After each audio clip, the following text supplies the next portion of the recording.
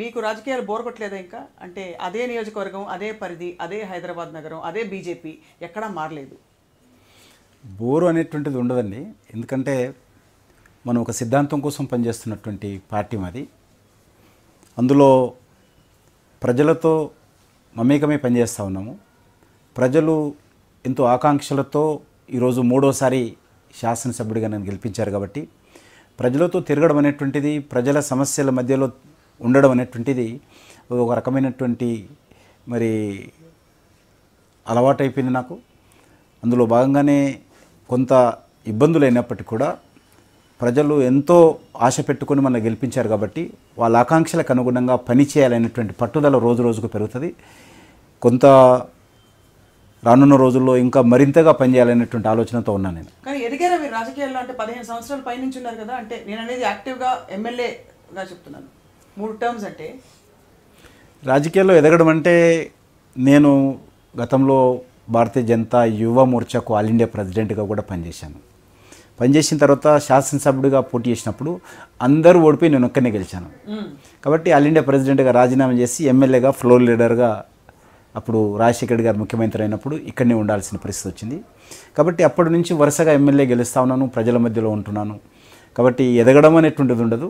ప్రజల హృదయాలలో మనకు స్థానం రావడమే ఎదగడం అని నేను అనుకుంటాను.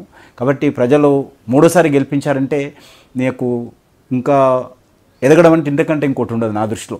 రాజకీయాల్లో పదవులు రావచ్చు పోవచ్చు, ప్రజల యొక్క మరి ఈరోజు ఎంతో ప్రేమతో ఆప్యాయతతో చాలామంది సీనియర్స్ పోటీ చేసినప్పటికీ కూడా మరి నన్ను 3 సార్లు వరుసగా గెలిపించడం అనేటువంటిది నాకు నా జీవితంలో ఒక గొప్ప సంఘటన భావిస్తాను. కావాలని కానీ లేకపోతే పార్టీలో ఇంకా కొంచెం పెద్ద పదవి కావాలి, జాతీయ పార్టీ, అది కూడా అలా ఎప్పుడు కోరుకోలేదా మీరు?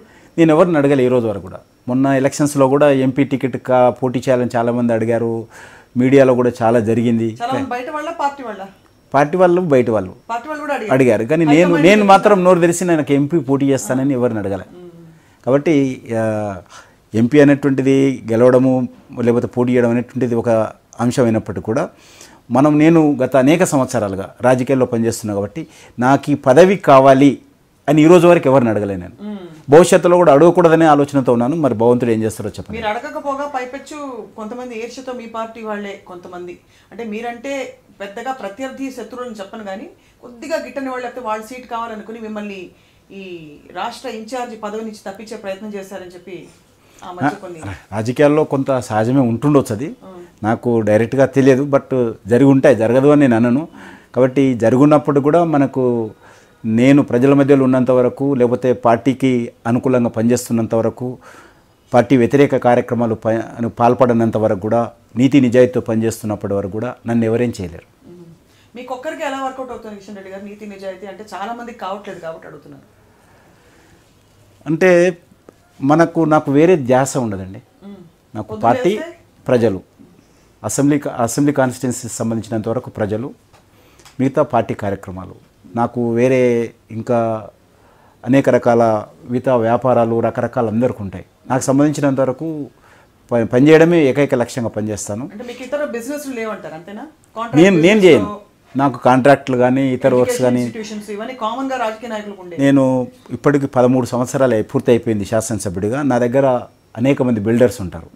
లేక నేను ఒక ఎలక్ట్రిసిటీ డిపార్ట్మెంటే సుమారు 400 కోట్ల రూపాయల పని చేయించాను. సబ్ స్టేషన్స్ కావచ్చు, అండర్గ్రౌండ్ కేబుల్స్ కావచ్చు.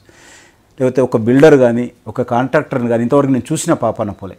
ఎవరైనా వచ్చి నాకు వచ్చేదాన్ని శుభాకాంక్షలు ఎప్పుడని చెప్పడమే తప్ప నేను ఏ బిల్డర్ దగ్గర పోవడము, ఏ బిల్డర్ని పిలిపించుకోవడము, ఏ బిల్డర్ దగ్గర 10 పైసలు తీసుకోవడము నా కోసం కాదు, పార్టీ కోసం కూడా అడగను. ఇంతవరకు నేను 13 సంవత్సరాలుగా మా కాన్స్టిట్యున్సీలో పార్టీ కార్యక్రమాలకు కానీ, ప్రజా కార్యక్రమాలకు కానీ, లేకపోతే టెంపుల్ నిర్మాణం కోసం కానీ, ఇతరత్ర కానీ ఒక నయా పైసా కూడా ఎవరితోనో డొనేషన్ తీసుకోలేదు.